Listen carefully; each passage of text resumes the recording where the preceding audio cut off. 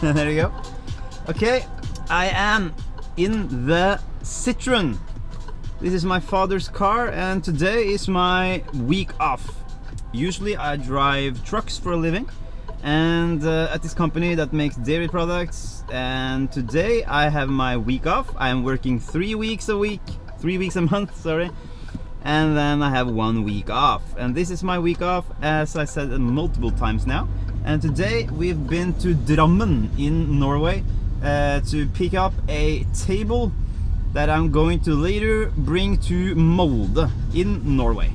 And the reason why I'm driving this car right now is because the Mini Cooper is not very well equipped to carrying this sort of thing, because it's 110 centimeters wide in every direction, so we need a little bit bigger car, and this one will do really nicely. And it is quite a lot of traffic, and it's kind of dusk outside. As you can see, it's getting darker and darker, so I don't know how good this video is gonna get, but let me just make a little video because I enjoy making videos for you guys. And I don't know, maybe you find this interesting. Driving in Oslo behind a Fiat 500 electric. So that's that. And I am planning to make some other videos in the future, and I'm also in the works a video that is going to be titled "A Day in the Life of a Truck Driver," and it's going to be like how it is to drive for like trucks for a living, basically. How early do I need to get up in the morning? When do I take my break? Yeah, everything about that. And this is a video that you guys have asked me to make, and of course I'm happy to do it. I'm just going to figure a little bit more out about the editing. I use editing software called Lightworks, and I'm learning it right now, so how about that? But for the time being I'm not that efficient with it, but I am going to do my best and make a video soon. But until then I will make these short videos for you guys, filming whatever I'm doing, especially with driving cars and trucks. And today this is up. So without further ado, let's listen to some, I don't know what this is. It's no copyright music, but yeah, let's turn a little bit up, shall we?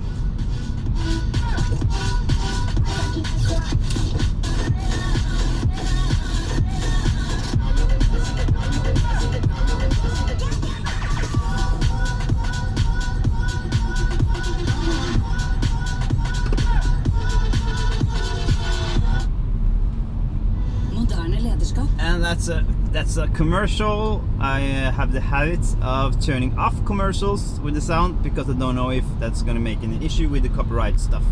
That's the police. If you want to know how the police looks in Norway, that's about it. We used to have these white and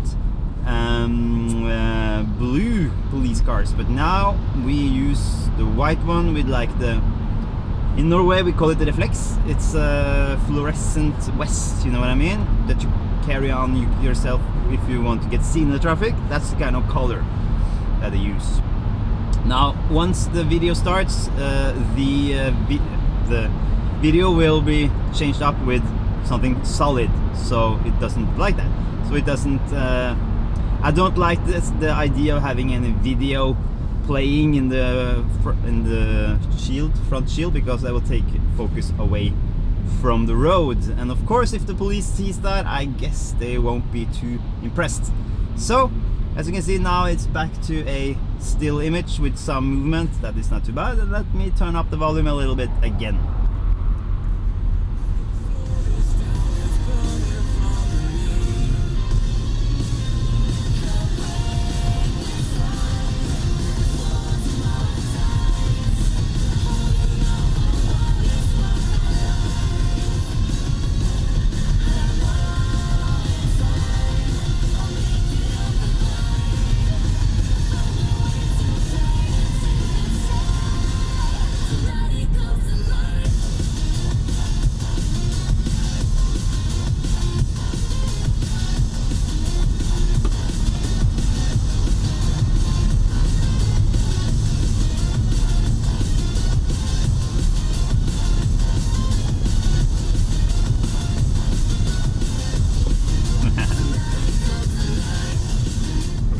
have to say that I have a thing for these digital layouts. I don't know about you.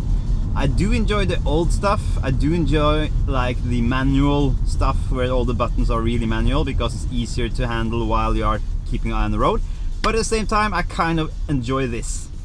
I have to say, I'm a kind of a computer geek at heart, and I like the fact that you can, for instance, just tap these and you can get different solutions. I don't know if you can see very well from that angle. I can maybe twist a little bit down. Another cool little feature, I don't know if you have this in your car, but this car has it. Let's see, you can go into, I can't keep an eye on the road at the same time, color scheme. So you can, for instance, change it from red to orange. Let's see what that looks like. Keep an eye on the screens. They will turn. Surprise, surprise. Just orange. And you also have this sliding wheel at the steering wheel where you can, that one actually, you can, for instance, say you want just dials. Let's see how that looks. Now you have the, I know this is really bright. You can dense down the brightness as well. So that will be an issue. I guess this is good if you have a sunny day. And if you take one more, you have something called minimum, and then it turns up this screen. No, it doesn't actually. I thought it would turn up that screen. And maybe if I do like this, no, okay. But you can see now it's orange, and it's orange down here. If I do one more, it will go to personal. Then you can choose whatever that screen is gonna do. Right now it is driving like speedometer there. It's the tachometer, is that what you call? Like the shows your rounds per minute. So if I do, let's see, if I go to neutral and I rev the engine, you can see that it will go up and down. And it's the map to the right. If I want to, I can go into options and I can go to that one, I think.